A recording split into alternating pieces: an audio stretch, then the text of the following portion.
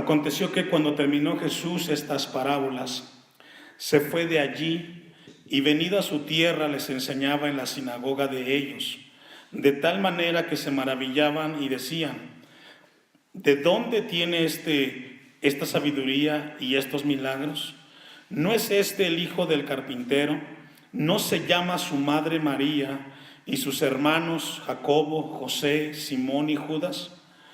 ¿No están todas sus hermanas con nosotros? ¿De dónde pues tiene todas estas cosas? Y se escandalizaban de él, pero Jesús le dijo: no hay profeta sin honra sino en su propia tierra y en su casa. Y no hizo allí muchos milagros a causa de la incredulidad de ellos. Vamos a orar. Eterno Dios, te hemos adorado, te hemos exaltado, Señor. Y ahora tenemos este tiempo en el cual vamos a meditar en tu palabra y pedimos tu dirección sobre nosotros, que bendigas, Señor, nuestros corazones, que sea de bienestar espiritual para cada uno, Señor. Dame de tu gracia para predicar tu palabra. Reconozco que soy falible y pudiera equivocarme. Guárdame de no hacerlo, sino predicar con temor y propiedad tu palabra, Señor. En Cristo Jesús. Amén y amén. Puede ocupar su lugar si es tan amable, hermano. Mientras revisaba esto, pensaba mucho en usted, en este tiempo que tendríamos aquí, con los que estamos. Me da mucho gusto verlo. No sé si dejó actividades pendientes, pero el mejor tiempo del día es este que dedicamos a Dios. El tema de esta predicación es el poder de la incredulidad. Mientras yo revisaba este pasaje, pensaba mucho en mí, pensaba mucho como hijo de Dios, pensaba mucho en aquellos que hemos escuchado de Jesús. Uno de los temas fuertes en la iglesia, en la congregación cristiana a nivel general, es el tema de la incredulidad. Un hombre dijo estas palabras: es terrible irse al infierno sentado en una banca de una iglesia, y espantoso irse al infierno desde un púlpito. Y esto nos habla de que existe la posibilidad de que estando en un lugar como este no hayamos alcanzado la salvación. Yo lo he compartido muchas veces. Mi oración y mi anhelo es que cada uno de los que estamos en este lugar y nos congregamos seamos salvos. Esa es mi oración. Yo pido por usted que no venga a este lugar a perder el tiempo, sino que venga a conocer a un Dios de poder, a un Dios que vive y reina para siempre y mandó a Jesucristo. El tema de esta porción, versículos 53 al 58, el tema es la incredulidad. Ese es el tema. Nazaret es el lugar o la tierra donde Jesús creció, ¿se recuerda? Él no nació en Nazaret. ¿Él nació en dónde? En Belén. Pero cuando escapan hacia Egipto, ¿se acuerda? Cuando iban a matar a los niños, su mamá y su papá lo llevan ¿a dónde? A Egipto.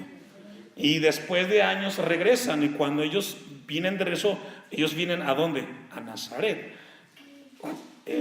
Lógicamente, la gente que vio de niño a Jesús lo conocía de grande. Y ese es el tema que encontramos aquí.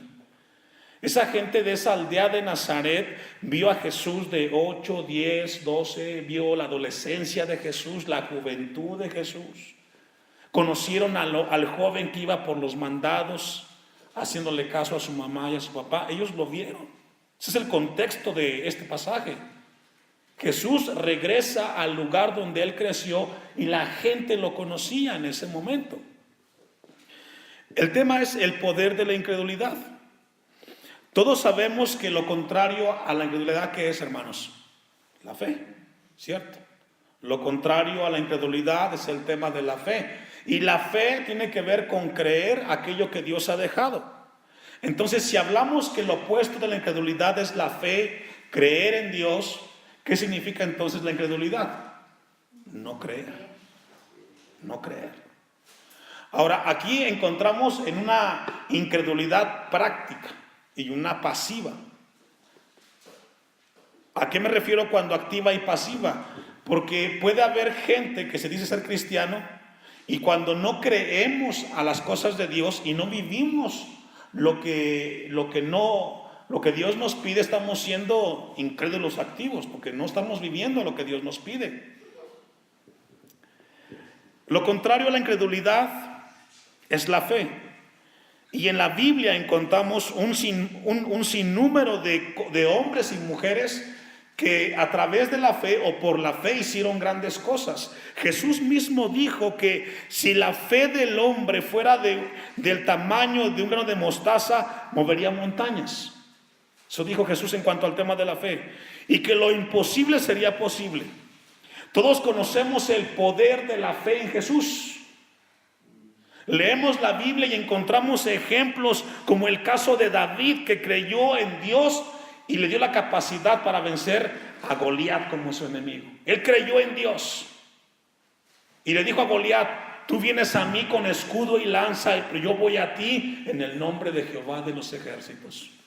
Y por la fe David venció a Goliat. Por la fe Marta creyó en Dios que su hermano Lázaro iba a resucitar. ¿Y qué pasó, hermanos? Resucitó. Por la fe, el poder de la fe en Dios es tan grande que un hombre cojo creyó en Dios y fue sanado. Es el poder de la fe en Jesús. También por la fe en Jesús, un centurión creyó en Cristo y su credo fue sanado. Por la fe en Dios, un padre llevó a su hijo a los pies de Jesús y Dios lo sanó. Por la fe en Dios, Israel, cuando sale de Egipto, pudo cruzar el Mar Rojo en seco, por haber creído. Es tan grande el pensar en la proporción de la magnitud de la fe en Dios. Por la fe o el poder de la fe en Jesús, el carcelero de Filipos creyó y fue salvo él y toda su casa. Quiero darle un poquito de introducción al tema. Quiero llevarlo de parte de Dios a poder visualizar la magnitud de lo que puede ser cuando un hombre cree en Dios y aplica la fe en Jesús. Por la misma fe, una mujer tocó el manto de Jesús y sanó. Por la misma fe, Pedro creyó que podía caminar sobre las aguas y caminó. Es decir, pensar en la fe en Dios pueden ocurrir grandes cosas, pero ¿sabe qué? El no creer en Dios también pueden ocurrir cosas trágicas y muy grandes. Si vemos el poder y la magnitud de la fe en Jesús, el no creer es la misma magnitud, porque es lo contrario. En el versículo 58 de Mateo, capítulo 13, 58, dice: y no hizo allí muchos milagros a causa de ¿qué? ¿Se recuerda la parábola del sembrador? Ahora, tengamos aquí el contexto. Mateo 13 aborda el tema de las parábolas, 7 parábolas, que Jesús habla a sus discípulos. Y la primera fue la del sembrador, una semilla en diferentes tierras. 4 tipos de tierras, pero el problema nunca fue la semilla. ¿Qué fue? La tierra donde cayó la semilla. Entonces llega un momento que Jesús aborda 7 parábolas y deja el momento las parábolas a un lado y él se dirige a su tierra, hacia Nazaret. Se dice que de donde él estaba con las parábolas a Nazaret podía llegar en un día de camino, no estaba muy retirado. Y encontramos entonces que Jesús hace y dice que no hizo muchos milagros allí. Pero el tema no fueron los milagros de Jesús. El tema no fue la sabiduría de Jesús. El tema del pasaje que hemos abordado es la incredulidad de la gente en Nazaret, el pueblo donde él creyó. Y sabe que esto nos lleva a nosotros a revisarnos como hijos de Dios, como iglesia. Yo pensaba mucho en este lugar de San Andrés Timilpan, el cual yo he aprendido a valorar y apreciar a lo largo de estos años, hermano. Dios ama mucho este municipio, muchísimo, porque levantó gente de aquí para predicar la palabra y gente de afuera ha venido a predicar la palabra y sigue viniendo y seguramente seguirá viniendo aquí a Timilpan a predicar la palabra de Dios. El asunto cuando hay un lugar como este de Nazaret, el asunto es que, ¿qué pasa? ¿Por qué las cosas no cambian? Es un momento para revisarnos. Versículo 57, estamos solamente en la introducción. Y se escandalizaban de él, la gente se escandalizó. Seguramente dijo, ¿no era este Jesús el que iba por las tortillas?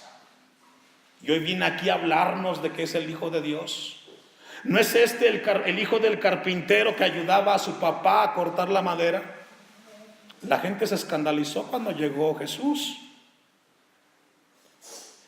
Y Jesús les dijo, no hay profeta sin honra, sino en su propia tierra. Ahora, déjeme decir algo muy importante. Este acontecimiento lo registra Marcos capítulo 6, versículo 1 al 6. Y también lo registra Lucas capítulo 4, versículo 16 al 30. Es decir, es un acontecimiento que impactó 3 evangelios. La perspectiva de Lucas, de Marcos y Mateo, en un momento en el cual Jesús va a su tierra donde él creció y donde encuentra incredulidad. Dice el versículo 57, no hay profeta sin honra, sino en su propia tierra y en su casa. Ahora, esto es tremendo. Yo revisaba lo que Jesús le dijo en Mateo capítulo 11, versículo 23 a Cafarnaúm. Una de las aldeas donde Jesús hizo más milagros fue en Cafarnaúm. Miren lo que dice Mateo 11, 23. Uno de los lugares donde Jesús hizo más milagros fue Cafarnaúm, la tierra del apóstol Pedro. Pero ¿sabe qué? A pesar de los milagros, encontró también incredulidad en Cafarnaúm. Y tú, Cafarnaúm, Mateo 23, que eres levantada hasta el cielo, es una frase allí, es un hebraísmo. ¿Por qué? Porque no hubo otra ciudad con tantos milagros, con tantas evidencias que Cafarnaúm. No hubo otro lugar en su ministerio de Jesús. Hasta el Hades serás abatida. Porque si en Sodoma se hubiera hecho los milagros que han sido hechos en ti, habría permanecido hasta el día de hoy. Lo que Jesús hace aquí con la ciudad de Cafarnaúm. Ahora recordemos, no le está hablando a los edificios, a las calles de la ciudad. ¿A quién le está hablando? A las personas. Si se hubieran hecho en Sodoma, dice Jesús, los milagros que en ti se hicieron, ellos se hubieran cambiado. ¿Sabe por qué, hermanos? Porque a mayor conocimiento, mayor responsabilidad. Entre más nosotros escudriñamos la palabra, entre más conocemos de Dios y no vivimos lo de Dios, hermanos, hay un juicio más grande. Yo quiero que usted entienda eso. Cada vez que usted abre su Biblia en su casa y escudriña y Dios le habla a su corazón y Dios le dice, aquí tienes que corregir, aquí tienes que mejorar, deja de hacer esto, y usted no lo hace, usted está acarreando un juicio más grande delante de Dios el día que usted tenga que entregarle cuentas a Él. ¿Por qué? Porque ya no hay excusa. No fue el tema del milagro, no fue el tema de la sabiduría, fue un tema de incredulidad. Y Jesús le recrimina y le reprocha eso a Cafarnaúm. Vamos a ver ahora cómo ve Lucas. Vamos a Lucas capítulo 4, versículo 14. Cómo Lucas, de qué perspectiva ve este momento en el cual Jesús llega a su tierra. Lucas 4, 14. Lucas lo registra y tiene una óptica diferente, pero el objetivo es el mismo, el tema es el mismo, la incredulidad, el rechazo. Si el poder de la fe en Jesús es tan grande, también es muy grande la consecuencia de la incredulidad. Lucas 4:14. Y Jesús volvió en el poder del Espíritu a Galilea y se difundió su fama por toda la tierra de alrededor. Y enseñaba en las sinagogas de ellos y era glorificado por todos. Según los arqueólogos del tiempo de Jesús, en cada aldea había una sinagoga. Ya hemos compartido muchas veces esto y lo repito, cabe mencionarlo. La sinagoga era un lugar exclusivo para el estudio de la palabra o de la Torá, en el caso de los judíos.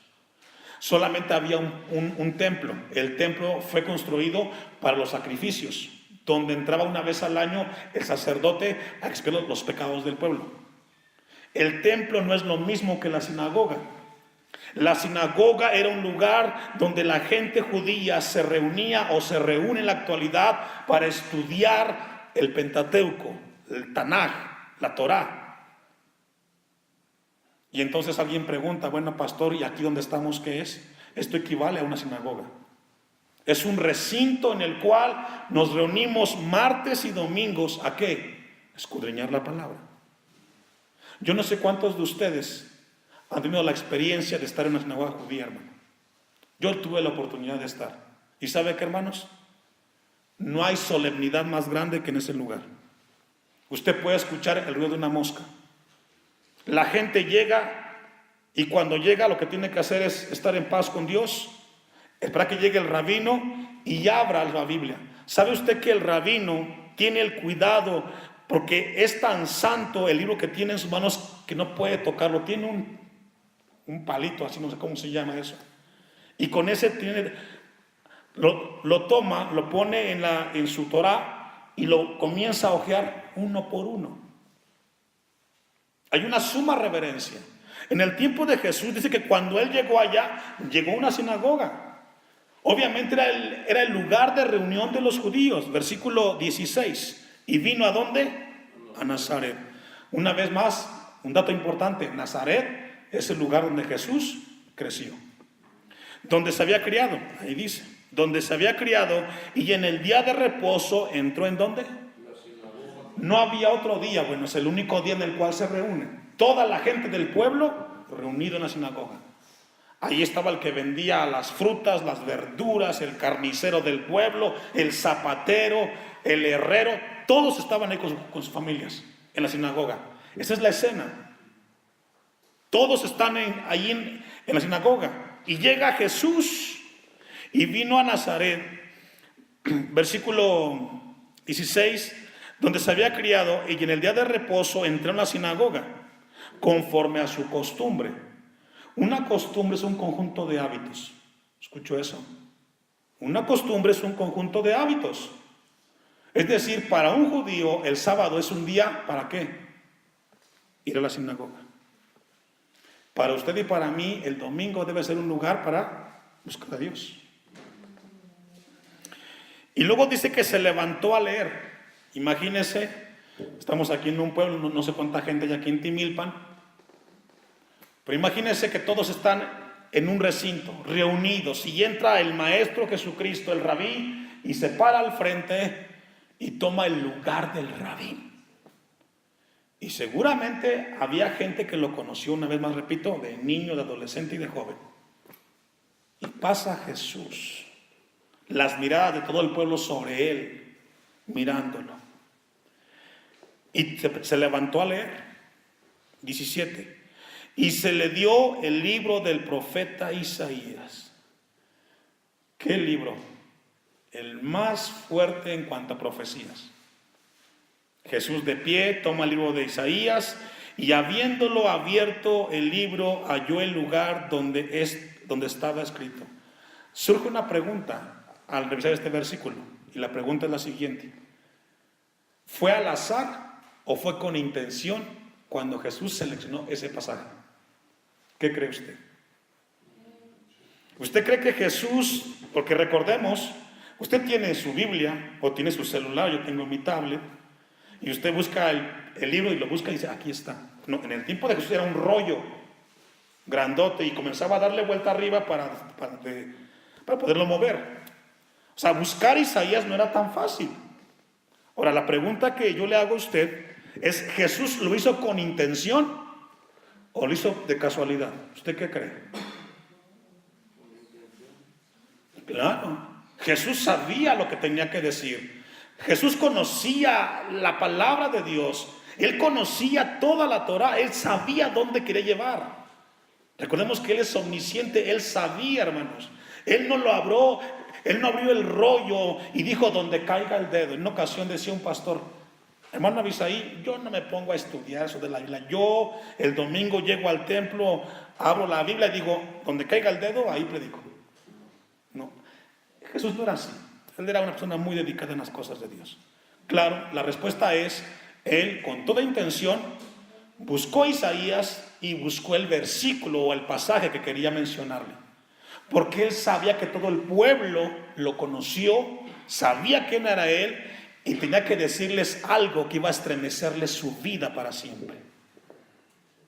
Y lo llevó a Isaías, versículo 18, y dijo lo siguiente: el Espíritu del Señor está sobre mí, por cuanto me ha ungido para dar buenas nuevas a los pobres, me ha enviado a sanar a los quebrantados de corazón, a pregonar libertad a los cautivos y vista a los ciegos, a poner en libertad a los oprimidos, a predicar el año agradable del Señor.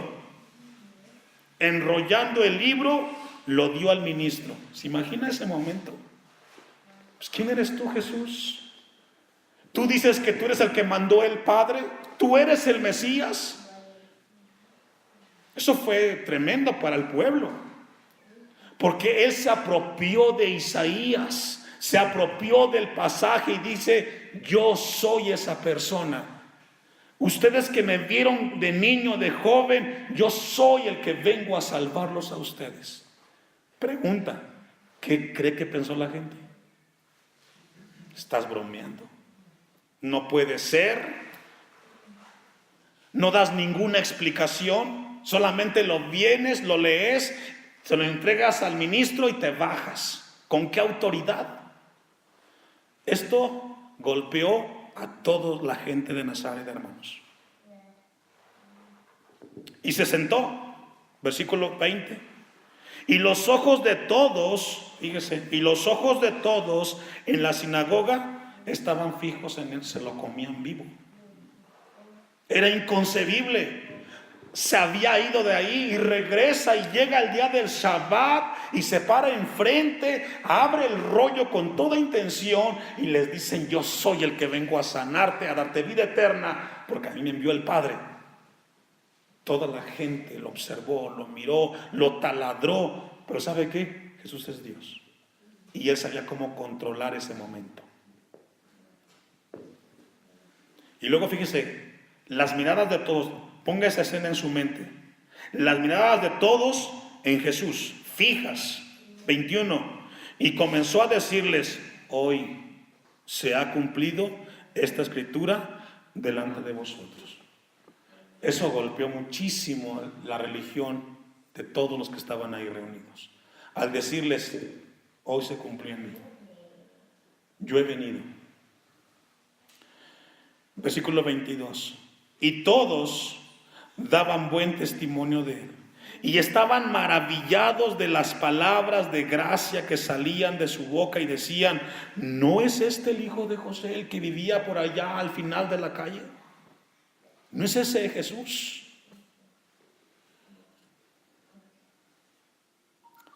Y él les dijo: sin duda me diréis este refrán: médico, cúrate a ti mismo. De tantas cosas que hemos oído que se han hecho en Cafarnaúm, haz también aquí en su tierra. Y añadió: de cierto os digo que ningún profeta es acepto en su propia tierra. Y en verdad os digo que muchas viudas había en Israel en los días de Elías, cuando el cielo fue cerrado por 3 años y 6 meses, y hubo una gran hambre en toda la tierra, pero a ninguna de ellas fue enviado Elías, sino a una mujer viuda en Sarepta de Sidón. Y muchos leprosos había en Israel en tiempo del profeta Eliseo, pero ninguno de ellos fue limpiado, sino ¿quién? Naamán. Ahora, ¿por qué sucedió? ¿Por qué Jesús les refiere esto? Porque encontró algo en particular en Nazaret. Encontró incredulidad. Cuando él se paró en la sinagoga, lo que vio en cada una de esas personas era que no creían. No creían que él era Jesús, que él era el Mesías. Mire cómo concluye esta escena. Esta escena es una de las más fuertes para Jesús. Versículo 30. Mas él pasó por en medio de ellos. ¿Y qué hizo? Se fue. Fue algo insoportable lo que haya pasado en la sinagoga. Fue algo duro. Jesús había tocado las partes más sensibles de una religión como la judía y no creyeron en él. Ahora usted dirá, bueno, pastor, ese es el caso de ellos. ¿Y nosotros? Cada vez que usted viene a este lugar, yo le decía cuando estábamos con el estudio de Efesios, llegamos a este lugar y muchas veces mostramos una actitud como que no creemos que estamos en la casa de Dios. No creemos. Somos incrédulos en la cosa de Dios. No hay tragedia, en lo personal, no hay tragedia más grande en una iglesia que no cree en las cosas de Jesús. Porque te aleja de Él. Vamos a ver 3 puntos importantes. No me va a alcanzar el tiempo para poderlos abordar. Pero hay 3 cosas importantes en cuanto al tema de la incredulidad. Yo le puse 3 características que abordan el tema de la incredulidad. Y número 1, la que voy a mencionar de manera superficial, es que la incredulidad es capaz de borrar lo más lógico y lo más obvio de Dios. La incredulidad es capaz de desechar, de borrar, de negar lo más lógico y lo más obvio de Dios. Cuando Jesús llega a Nazaret, dice que a causa de su incredulidad no hizo milagros. Y Jesús hizo muchos milagros. No milagros porque hubo incredulidad. Mire, vamos a ver un pasaje, Juan capítulo 3, versículo 1. Juan 3, versículo 1.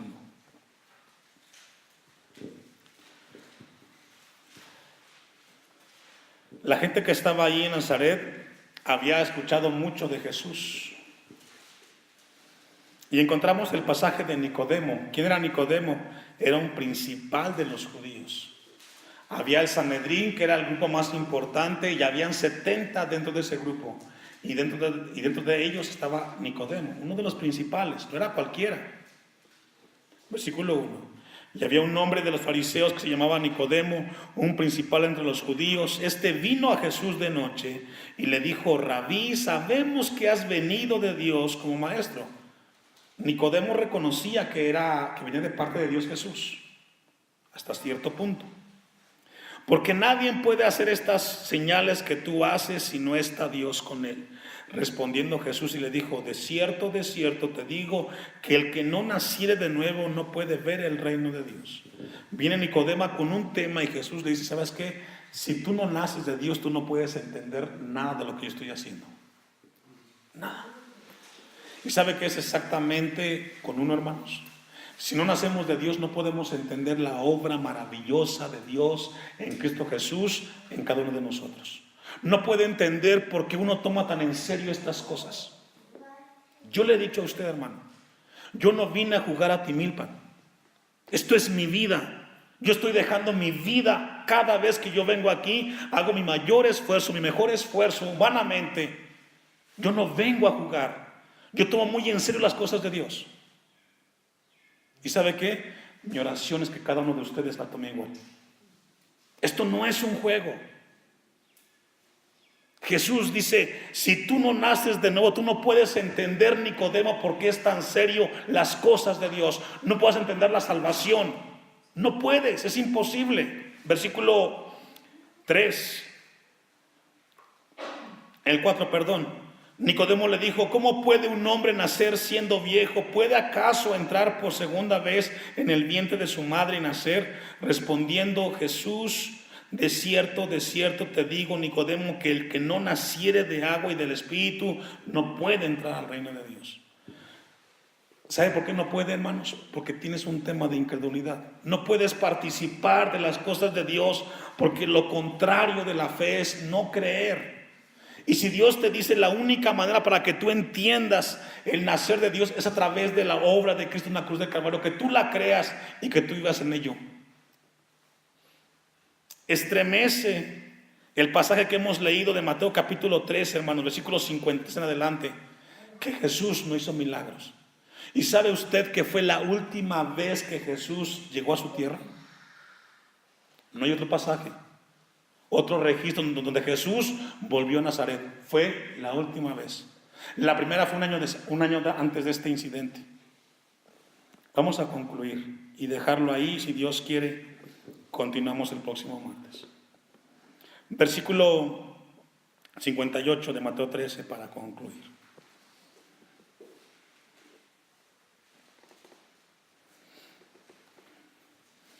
Dice Mateo 13:58, y no hizo allí muchos milagros. A causa o la razón fue la incredulidad de ¿quiénes? De ellos, de la gente que vivía en Nazaret. ¿Sabe por qué Dios no hace en tu vida un cambio? Porque no crees en su palabra. ¿Sabes por qué Dios no hace un cambio en tu esposo, en tu hijo, etcétera? Que no crees en Jesús. Si tú creyeras, clamarías, intercederías y vivirías como Dios te pide que vivas. Muchas cosas que no pasan en nuestra vida es por incredulidad, hermanos. Que Dios nos ayude, y si hubiera en nuestra vida incredulidad, quitarla en el nombre de Jesús. Póngase de pie. Vamos a darle a Dios gracias por su palabra.